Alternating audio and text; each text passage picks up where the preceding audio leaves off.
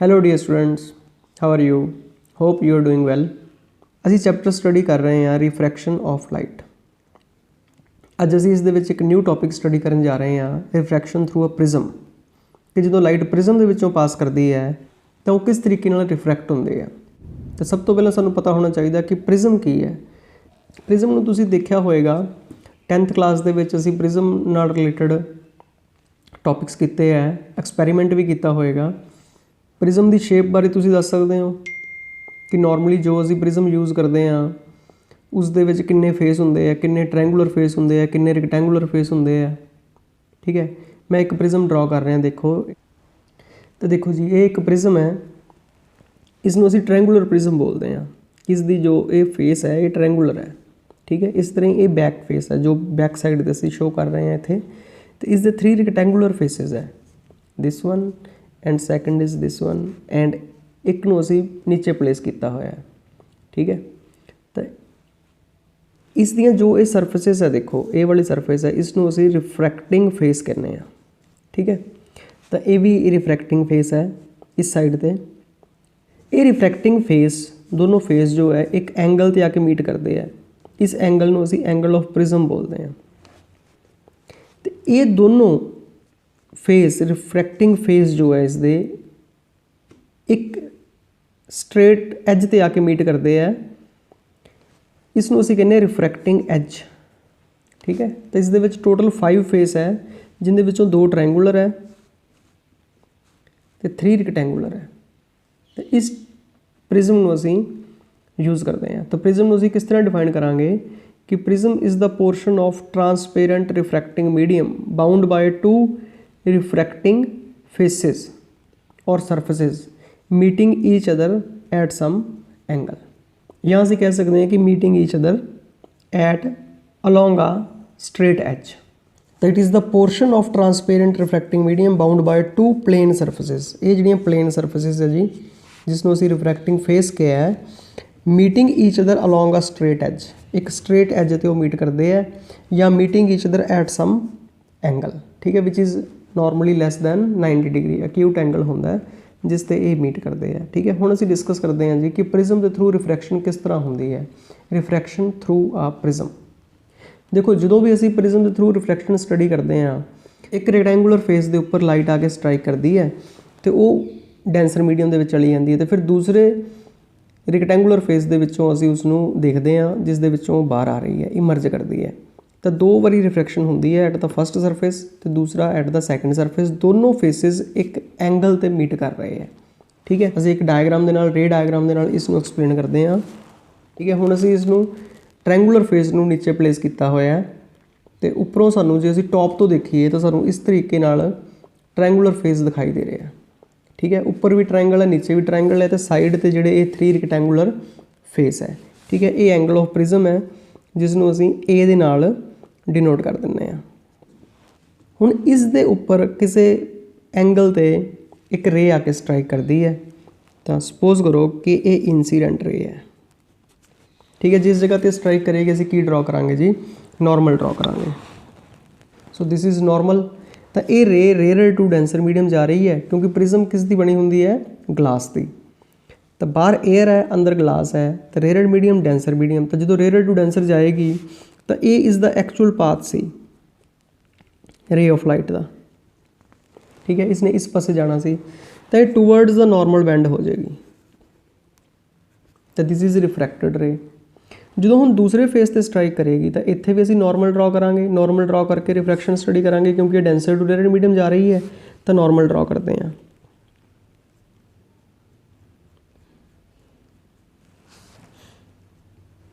ਤਾਂ this is second normal. This is ON1। ਇਸ point ਨੂੰ ਅਸੀਂ O ਲੈਂਦੇ ਹਾਂ, ਦਿਸ ਇਜ਼ ON2। ਤਾਂ ਇਹ ਦੋਨੋਂ ਨੋਰਮਲ ਸ਼ੋ ਕਰ ਰਹੇ ਹੈ। ਠੀਕ ਹੈ, ਹੁਣ ਇਹ ਰੇ ਇਸ ਪਾਸੇ ਜਾਣੀ ਸੀ, ਜੇ ਮੀਡੀਅਮ ਚੇਂਜ ਨਾ ਹੁੰਦਾ ਤਾਂ ਇਹ ਅਵੇ ਫਰੋਮ ਦਾ ਨੋਰਮਲ ਬੈਂਡ ਹੋ ਜਾਏਗੀ। ਤਾਂ ਜਿਹੜੀ ਇਹ ਰੇ ਹੈ, ਇਸ ਨੂੰ ਅਸੀਂ ਕਹਿੰਦੇ ਹਾਂ ਇਮਰਜੈਂਟ ਰੇ। ਠੀਕ ਹੈ ਜੀ, ਉਸੇ ਤਰੀਕੇ ਦੇ ਨਾਲ ਅਸੀਂ ਇਹਨਾਂ ਦੇ ਐਂਗਲ ਡਿਫਾਈਨ ਕਰਦੇ ਹਾਂ। ਨੋਰਮਲ ਦੇ ਨਾਲ ਇੰਸੀਡੈਂਟ ਰੇ ਦਾ angle, this is angle of incidence. ਇਹ ਨੋਰਮਲ ਹੈ ਜੀ। ਤਾਂ ਨੋਰਮਲ ਦੇ ਨਾਲ ਰਿਫਰੈਕਟਡ ਰੇ ਦਾ angle, this is angle of refraction. ਤਾਂ ਇਸ ਨੂੰ ਅਸੀਂ R1 ਲਿਖਾਂਗੇ ਜੀ। ठीक है। सिमिट्री करके जो दूसरे फेस से जाके स्ट्राइक करती है तो इसनों असीं आई लिखना सी जी या I2, बट इस इसनों R2 लिखांगे क्योंकि दोनों इनर एंगल सेम वे दे नाल रिप्रजेंट हो जाएंगे। This is R2। एक्चुअली ये दूसरे फेस का एंगल ऑफ इंसीडेंस है। तो जो ये रे बाहर जा रही है तो असी इस एंगल को कहांगे एंगल ऑफ इमरजेंस, ठीक है, जो एंगल ऑफ रिफ्रैक्शन है। तो सिमिट्री करके असी इन्हों दोनों इनर एंगल्स है तो इन्हों R1 तो R2 के नाल रिप्रजेंट कर दें। तो हुण तुहानूं रिफ्रैक्शन समझ आ गई होएगी। इत्थे असीं एक होर बहुत इंपॉर्टेंट एंगल दसदे हैं जी कि इस रे का पाथ किस एंगल के नाल चेंज हो रहा है। ये रे एक्चुअली इस पासे जा रही सी, प्रिज्म के विचों पास करने तो बाद इनका पाथ ये हो गया। तो इस रे को असीं एक्सटेंड करते हैं, इसमें थोड़ा जिहा एक्सट्रापोलेट करते हैं।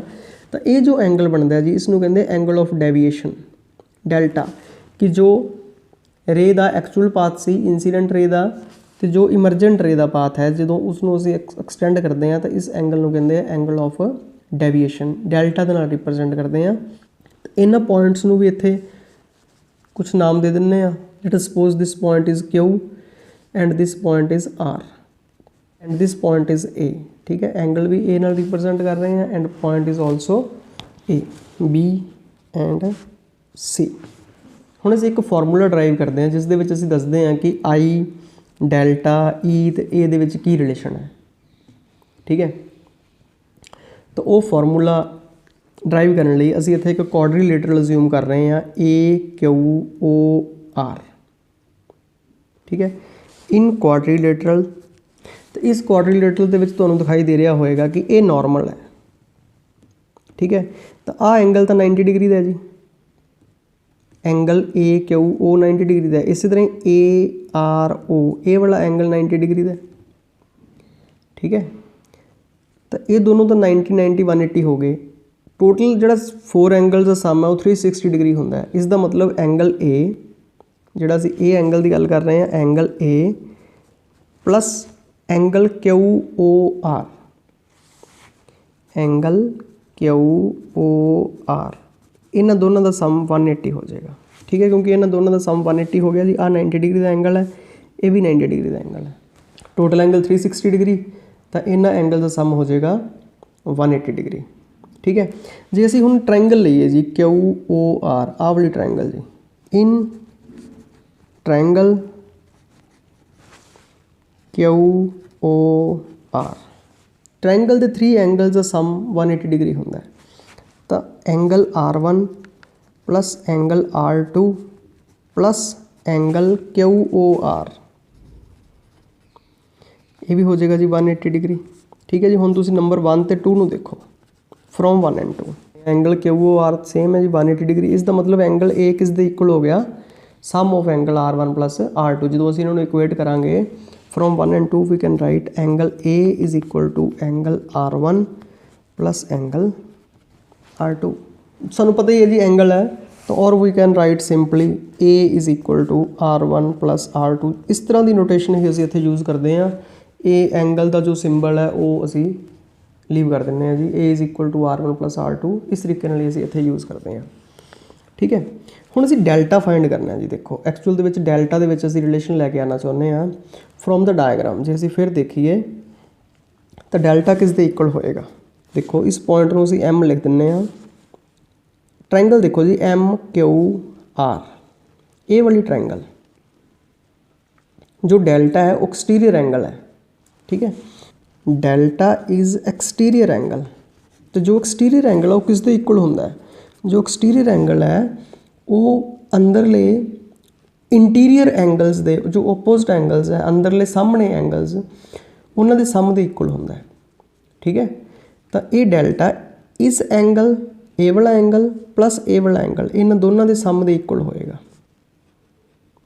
ठीक है जी। ए वाला एंगल प्लस ए वाला एंगल इन दोनों के सम दे इक्वल होएगा। तो डेल्टा किस दे इक्वल होएगा, angle MQR plus angle MRQ। तो हुण ये एंगल्स असीं किस तरह फाइंड करांगे, डायग्राम दे विच देखो जे आ वाला एंगल I है सारा, तो ये दोनों रेज आ सारा एंगल I होएगा क्योंकि ओपोजिट एंगल्स है। ध्यान दिओ कि आ एंगल आई है जी, ए वाला, तो ए रे तो ए रे दोनों इंटरसैक्ट कर रही हैं, तो आ सारा एंगल इन्ना इन्ना ये आई होएगा।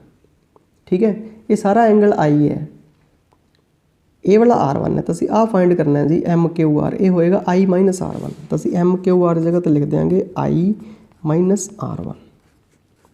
इस तरह MRQ फाइंड करना है, जे ये एंगल I है E है, तो आ सारा एंगल E होएगा।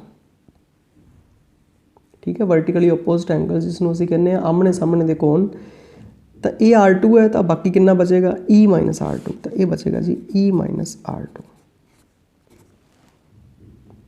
ठीक है, इट इज़ डेल्टा, तो असीं डेल्टा नूं लिख सकते हैं जी I plus E minus R1 minus R2, दोनों दे विचों माइनस साइन असीं कॉमन ले लैंदे आ, तो I plus E minus R1 plus R2, R1 plus R2 असीं फाइंड किया ऑलरेडी जी, किस दे इक्वल है ए दे, तो यूजिंग इक्वेशन 3 डेल्टा किस दे इक्वल हो जाएगा I प्लस E माइनस ए, तो हुण R1 ते R2 विचों असीं रिमूव करते। ठीक है, जो इनर एंगल सी प्रिज्म के अंदर बन रहे सी, तो हुणे आ गया जी angle of incidence, angle of emergence, angle of prism ते एंगल ऑफ डेविएशन दे विच रिलेशन। ठीक है, और we can write in this way कि delta plus A is equal to I plus E। ठीक है जी, तुसीं कोई भी प्रिज्म लो, किसी भी एंगल ते लाइट नूं इंसीडेंट करवाओ, तो जो angle of deviation plus angle of prism है उसका सम हमेशा इक्वल होएगा angle of incidence plus angle of emergence दे। तो ये बहुत ही इंपॉर्टेंट फार्मूला है, इस फार्मूले नूं असीं याद रखना है। तो इसनों अगे असीं एक बहुत इंपॉर्टेंट फार्मूला ड्राइव करने लई यूज़ करते हैं, असीं प्रिज्म फार्मूला ड्राइव करते हैं।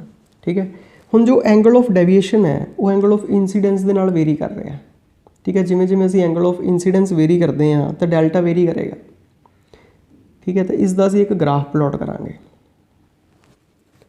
अलॉन्ग द एक्स एक्सिस असीं प्लॉट कर रहे हैं एंगल ऑफ इंसीडेंस, तो अलॉन्ग वाई एक्सिस असीं प्लॉट कर रहे हैं एंगल ऑफ डेविएशन डेल्टा। ਜਦੋਂ ਅਸੀਂ एंगल ऑफ इंसीडेंस ਨੂੰ वेरी करते हैं तो एंगल ऑफ डेविएशन ਨੂੰ नोट करते हैं, तो इन्हां दे विच ग्राफ कुछ इस तरह का बनता है जी कि एंगल ऑफ इंसीडेंस इनक्रीज़ करने दे नाल एंगल ऑफ डेविएशन डिक्रीज़ करता है। ठीक है, एक जगह ते जाके इसकी मिनीमम वैल्यू हो जाती है, एक एंगल ऑफ इंसीडेंस ते जाके इस जगह ते जाके जी एंगल की जो वैल्यू हो जाती है इसनों असीं कहने angle of minimum deviation delta M दे नाल असीं डिनोट करते हैं, एक सबस्क्रिप्ट M पा दिंदे आ, तो इसनों कहते हैं एंगल ऑफ मिनीमम डेविएशन। जो ये हुंदा जी उस जगह ते जाके एंगल ऑफ इंसीडेंस ते एंगल ऑफ इमरजेंस इक्वल हो जाते हैं, तो इस जगह ते की होएगा जी I ते E इक्वल हो जाएंगे। जे असीं कोई होर एंगल लवांगे तो उन्हां एंगल्स ते देखो साडे कोले मतलब डिफरेंट वैल्यूज़ आती हैं, मतलब इस एंगल ऑफ इंसीडेंस ते भी यही डेल्टा होएगा, तो इस एंगल ऑफ इंसीडेंस ते भी यही डेल्टा होएगा। ठीक है, तो इस जगह ते जाके साडे कोले I is equal to E हो जाएगा, एंगल ऑफ इंसीडेंस ते एंगल ऑफ डेविएशन इक्वल हो जाएंगे, उस एंगल ते मिनीमम डेविएशन होएगी। ठीक है, तो when I becomes equal to E, delta becomes equal to delta M। ठीक है, यूजिंग इक्वेशन किहड़ी इक्वेशन जी जिहड़ी असीं हुणे बनाई है A plus delta is equal to I plus E। ठीक है, इहदे विच वैल्यूज़ पुट करते हैं A प्लस डेल्टा की जगह ते डेल्टा M, कि जो I ते E इक्वल हो गए तो I प्लस I। ठीक है जी, ये बन जाएगा 2I is equal to A plus delta M, और I इक्वल हो जाएगा A plus delta M over 2। ठीक है, हुण जो प्रिज्म के मटीरियल की असीं गल करिए, जो रिफ्रैक्टिव इंडैक्स है इसका रिफ्रैक्टिव इंडैक्स असीं एयर का N1 लेने हुंदे आ। ठीक है, जो डेंसर मीडियम है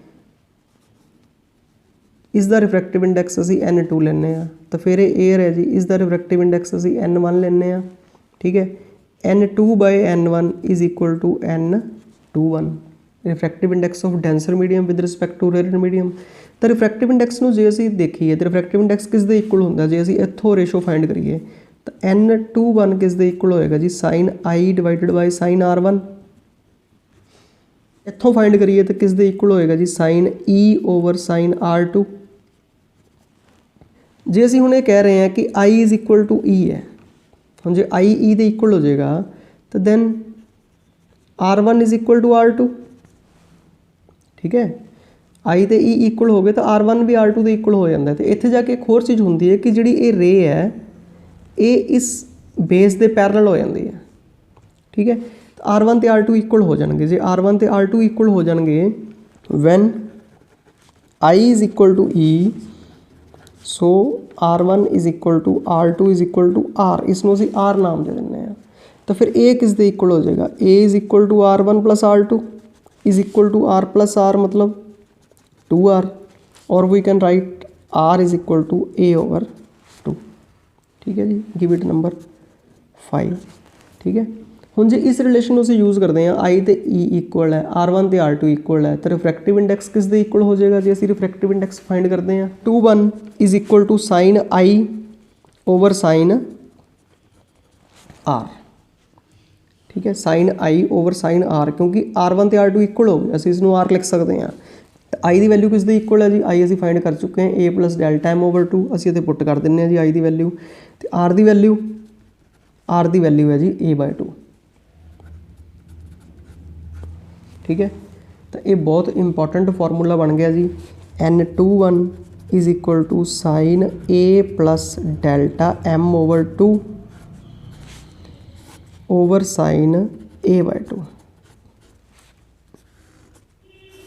तो इस फॉर्मूले दे विच असीं की कीता कि असीं मटीरियल दा refractive index, angle of prism ते एंगल ऑफ मिनीमम डेविएशन दे विच एक फॉर्मूला बना लिया कि सानू I R E R2 इन्हां दी जरूरत ना पवे।